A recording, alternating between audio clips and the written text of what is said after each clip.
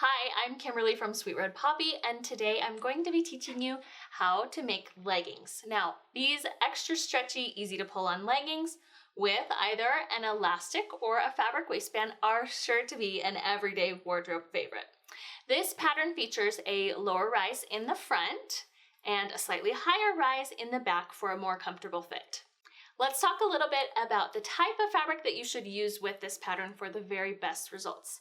For this pattern, I recommend using a medium weight knit fabric with a content of 95% cotton and 5% lycra or spandex. What lycra or spandex is going to do for you is it's going to give you a little bit of elasticity and also allow your fabric to bounce right back after it's been stretched out.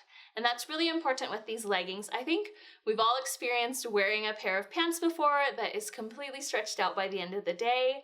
That's what we're trying to avoid. So we want a little bit of spandex or lycra just to keep things nice and tight on our fabric.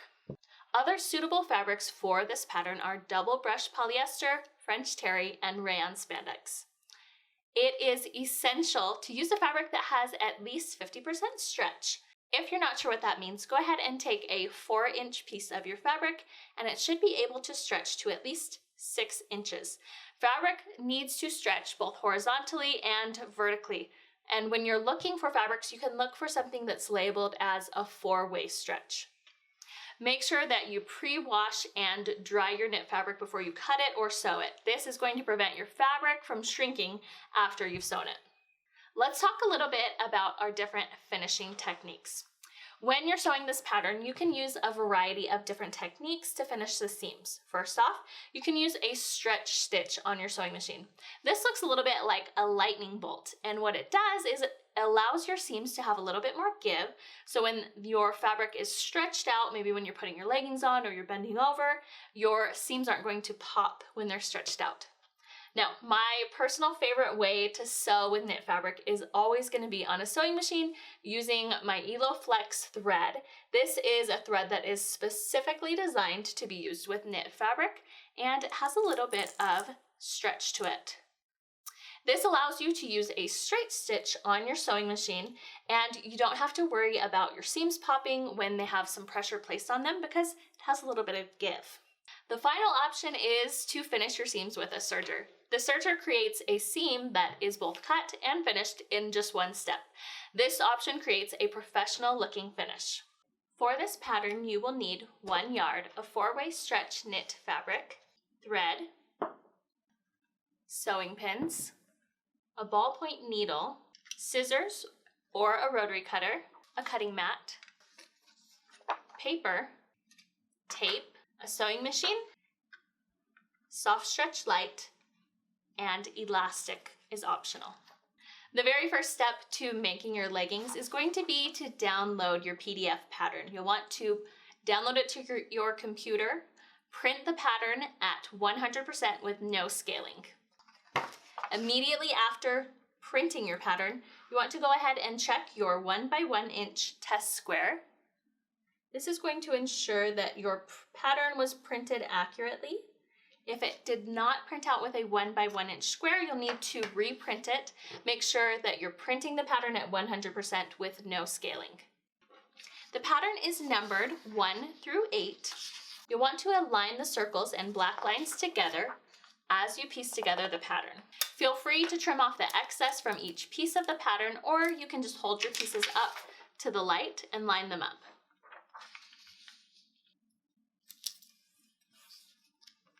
Now we need to do 2 different things before we start cutting our pattern out. First, you need to decide which type of waistband you'd like to have on your leggings. There's 2 different options. You can have an elastic casing.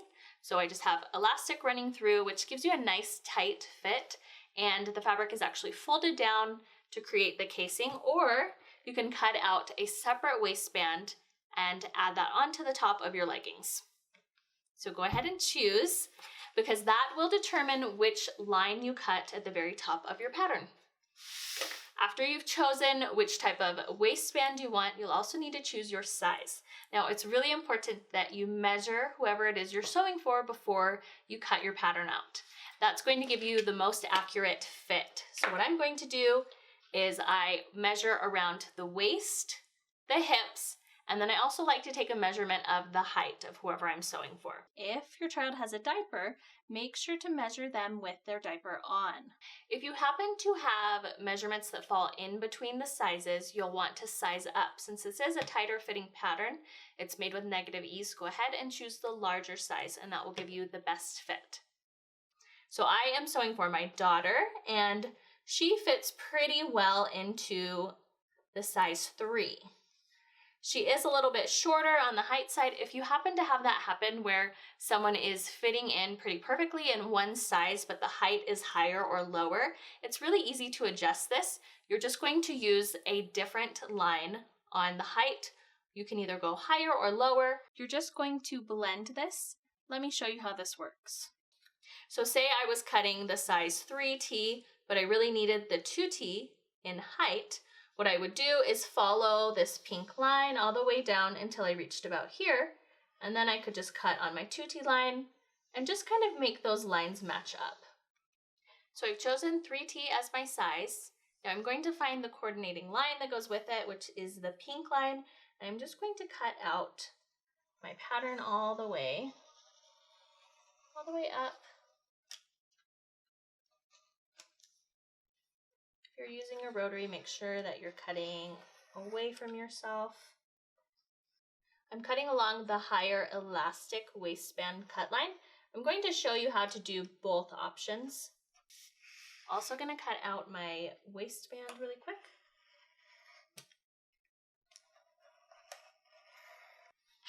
Lay your fabric out in front of you and you'll want to fold it in half and align your raw edges together. The greatest amount of stretch should be going across your fabric and across the pattern. I've doubled my fabric over so that I can cut out 2 legs at the same time. If you're using a larger pattern or even a smaller piece of fabric, you may want to cut your fabric pieces individually. Just make sure that you are mirroring your images. So you would cut one like this, and then you'd flip it over and cut the other. I'm going to put a few pins in the middle of my pattern just to keep it in place while I'm cutting it out.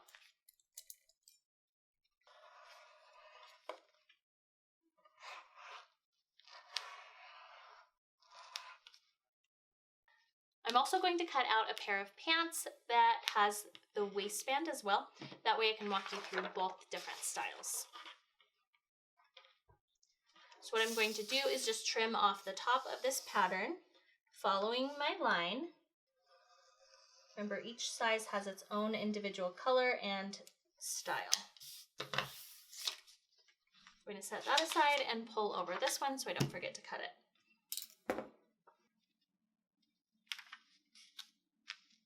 When I'm cutting my fabric out, I like to place my pieces as close together as possible, and also I like to fold my fabric over and get it at the very edge of the fabric. That way I can save as much fabric as possible. The fabric scraps work really well for my free baby knit hat pattern. So if you have some left over, you can sew that up with your scraps.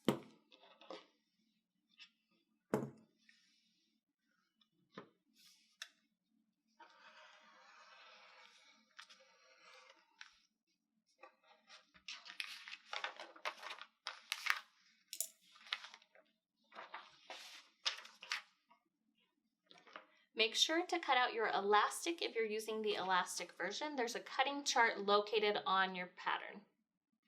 Go ahead and lay out all the pieces in front of you.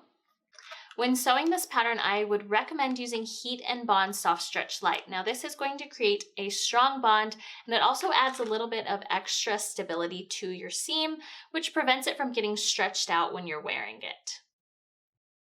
Using a hot iron with the seam turned completely off, you're going to apply your Soft Stretch Light to the bottom of your hem, and you're applying it on the wrong side of the fabric. So I'm just cutting it down to the exact same size.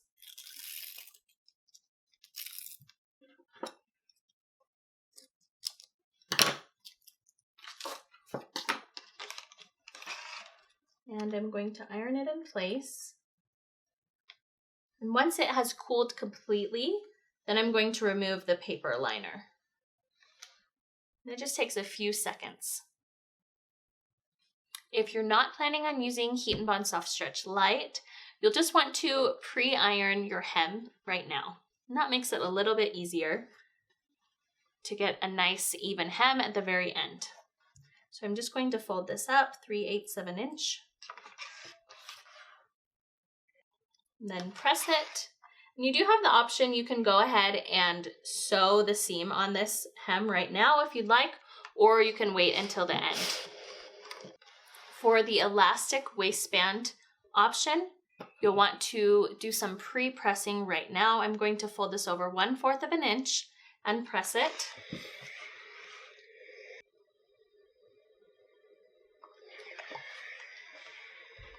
If you're having a hard time getting your fabric to press and stay where it's supposed to, you can spray it with a little bit of starch and that really helps a ton. Now I'm going to fold my fabric over 1.25 inches.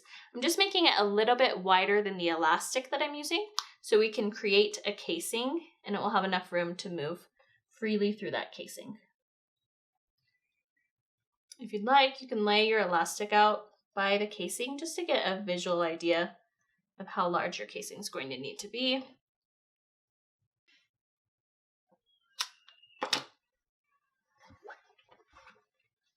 Go ahead and repeat this on the opposite leg as well. Lift one side of the legging and bring it to the opposite side so that your raw edges are aligned. Should be matching up your hem as well as your crotch. And then you'll want to place pins all the way along here just to keep everything lined up. And I've threaded my machine with my EloFlex thread. If you're not using EloFlex thread, make sure that you choose the lightning bolt stitch or a narrow zigzag stitch. I'm going to be sewing with a straight stitch since I'm using EloFlex thread.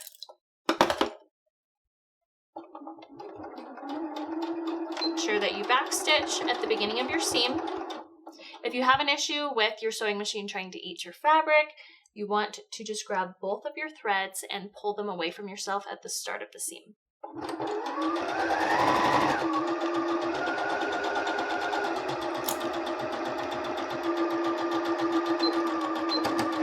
Make sure to back stitch at the end of your seam as well. I'm going to set this waistband aside, and now I'm going to be sewing the legs on my leggings. Make sure that you're not sewing the crotch yet, we're just sewing along the leg.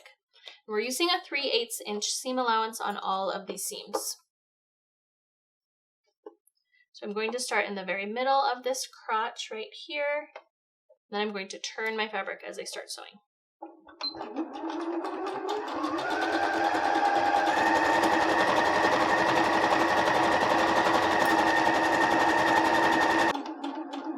As you come down to the bottom, make sure that the edges of your hem are aligned perfectly. And backstitch. Now repeat the same process on your other leg.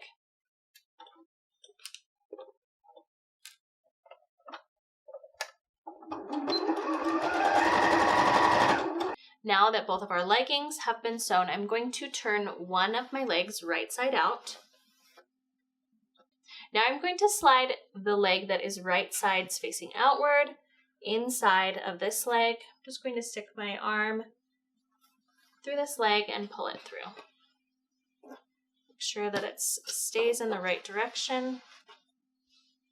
And I'm going to align these crotch seams together. So I have my front and my back. And I'm just going to pin everything in place.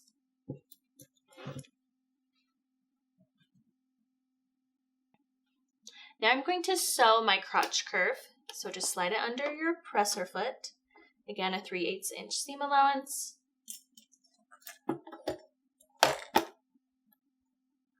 And don't forget to backstitch as you're starting.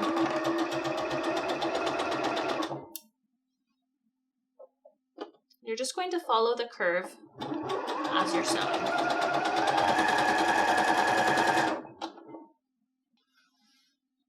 Go ahead and turn your pants right side out and lay them in front of you. Our next step is to turn our waistband right side out. So what I want to do first is I'm just going to give this a little press just to open up this seam allowance. And then I'm going to bring the top down to the bottom.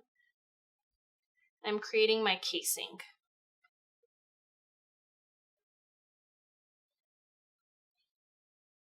I just want to make sure that all my raw edges are lined up. And then I'm going to quarter my waistband with some pins.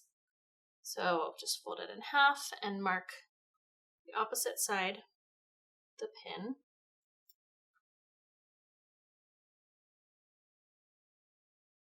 I'm going to mark these sides as well. This is just going to help me to line up my waistband with my pants. Go ahead and lay your leggings out in front of you, matching up both of your seams, and then you're going to mark either side with a pin. Again, we're just creating the fourths, that way we can easily match up our waistband. So I'm going to pull this waistband down over the top of my leggings. I'm going to be matching up all of my pins. Now, the reason that we've quartered everything is because the waistband is slightly smaller than our leggings. The reason it's slightly smaller is it's going to suck everything in and keep your waistband nice and tight on your waist. So when we're pinning it, just make sure that everything's lining up. That way when we go to sew, we know exactly where everything should be. We're going to have to stretch the waistband just a little bit to have it match up with the legging. I like to place my seam for my waistband along the back of my pants. You can tell that it's the back because it has a little bit of a higher rise than the front. If you're going to be selling these pants, or even if you're just creating them for your own child, you may want to put a little tag in at this step. You would place your tag right here. I would place it along the waistband so it's facing upwards. That way it flips down when we're done sewing this step. The next step is to slide all 3 layers of fabric underneath your sewing foot. You'll need to gently pull on the waistband fabric as you sew just to make sure that it's matching up with your leggings. You don't need to pull very hard, just a little. Keeping it nice and taut will be enough. Fold your waistband upwards and press your seam so it's facing downwards, and use plenty of steam on this. Now I'm going to show you how to sew the elastic waistband. We've already pre-pressed everything, and now we're just going to be folding it down and creating the casing. I'm just going to refold this 1/4 inch hem, and then I'm going to fold it over another 1.25 inches, and I'm going to pin it in place.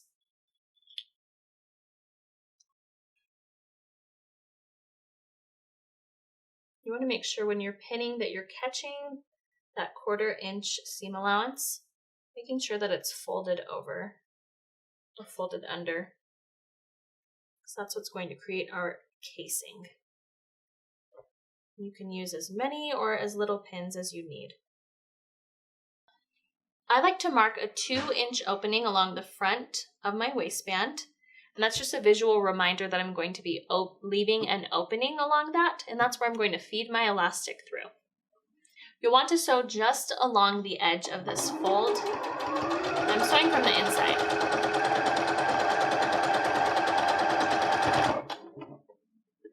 You may need to stretch your fabric just a little bit as you're sewing.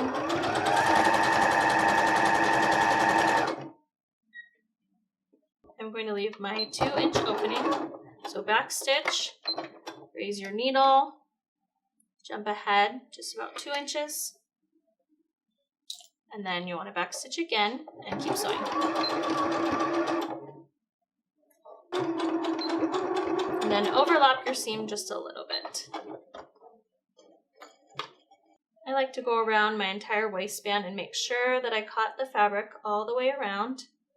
And then it's time to thread your elastic through the casing. Attach a safety pin to the end of your elastic and feed your elastic through the opening.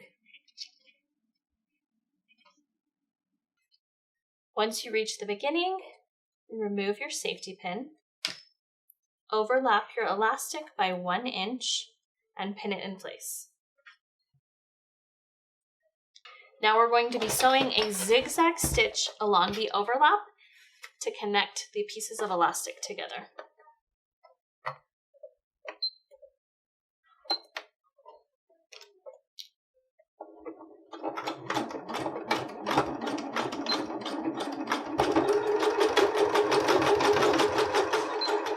Slide your elastic waistband inside of the casing and just redistribute the fullness. And now we're going to close this opening really quickly. And if you need to, you can pin that in place. Set your machine back to a straight stitch and don't forget to backstitch.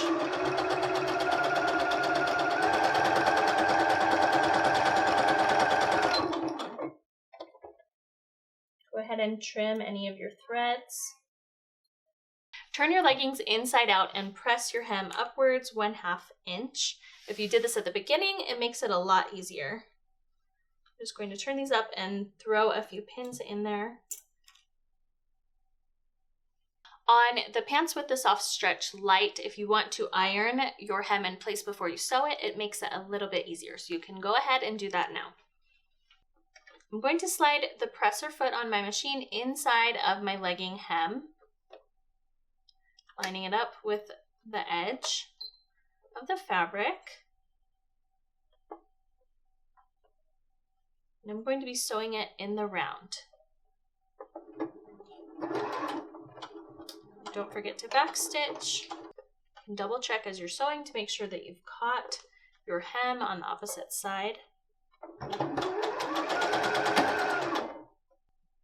Trim away any of your threads. And turn your pants right side out. The very last step is to press your hem.